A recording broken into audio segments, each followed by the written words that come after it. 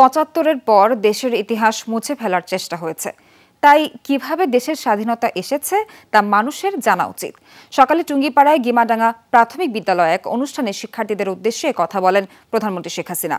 বাংলাদেশ একসময় চাঁদেও যাবে, সে লক্ষ্য মাথায় রেখে শিক্ষার্থীদের প্রস্তুতি নেবার পরামর্শ দেন সরকার প্রধান।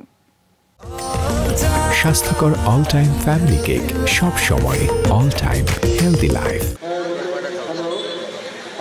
প্রধানমন্ত্রী শেখ হাসিনার গোপালগঞ্জ সফরের দ্বিতীয় দিন সকালেই চলে যান গিমাডাঙ্গা টুঙ্গিপাড়া মডেল প্রাথমিক বিদ্যালয়ে, যে বিদ্যালয়ে প্রাথমিক শিক্ষা জীবন শুরু করেছিলেন জাতির পিতা বঙ্গবন্ধু শেখ মুজিবুর রহমান। শনিবার সকাল 10টায় স্কুলে পৌঁছানোর পর তাকে স্বাগত জানান শিক্ষার্থীরা। তাদের নিয়ে বঙ্গবন্ধু কন্যা চলে যান উদ্বোধনী মঞ্চে। সেখানে শিশুদের সাথে নিয়ে বঙ্গবন্ধু কর্নারের উদ্বোধন করেন তিনি। এ সময় শিশুদের উদ্দেশ্যে কথা বলেন প্রধানমন্ত্রী। বলেন, আজকে শিশুরাই আগামী দিনের স্মার্ট বাংলাদেশের কারিগর। তোমরা লেখাপড়া শিখে বড় হও, কারণ স্মার্ট বাংলাদেশ গড়ে তুলবো। সেই বাংলাদেশে তো তোমরাই হবে আসল স্মার্ট, যা দেশ চালাবে, তাই না? তোমাদের মাঠ থেকে হয়ে আসবে। আমার তো প্রধানমন্ত্রী, মন্ত্রী বড় বড় জায়গা যাবে, গবেষণা করবে, বিজ্ঞানী হবে। আমরা একসময় চাঁদেও যাব, কোনো চিন্তা নাই। কাজে সবাইকে সেই এখন থেকে সেভাবে প্রস্তুতি।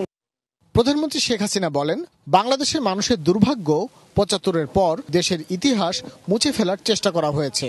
মানুষের এটা জানা উচিত যে কিভাবে আমরা স্বাধীন হলাম, আর স্বাধীনতার পরেও আমাদের যে কাজগুলি সেগুলো আমাদের জানতে হবে।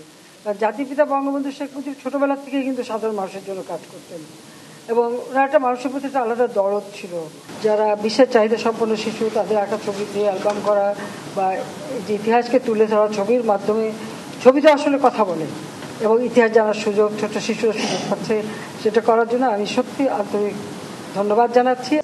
এরপর প্রধানমন্ত্রী এসো বঙ্গবন্ধুকে জানি নামের ফটো অ্যালবামের মোড়ক উন্মোচন করেন। গিমাডাঙ্গা স্কুল থেকে প্রধানমন্ত্রী চলে যান টুঙ্গিপাড়া মাল্টিপারপাস পৌর সুপার মার্কেটে। সেখানে তাকে ফুলেল শুভেচ্ছা জানানো হয়। 2023 সালে 36 কোটি টাকা ব্যয়ে নির্মিত এই মার্কেট নানা কাজে ব্যবহৃত হবে। গ্রাম হবে শহর, সেই ধারণা থেকেই বাণিজ্যিক এই ভবন তৈরি করা হয়েছে, যা পরিদর্শন করেন প্রধানমন্ত্রী শেখ হাসিনা। ভাস্কর ভাদুরী, যমুনা নিউজ, টুঙ্গিপাড়া, গোপালগঞ্জ।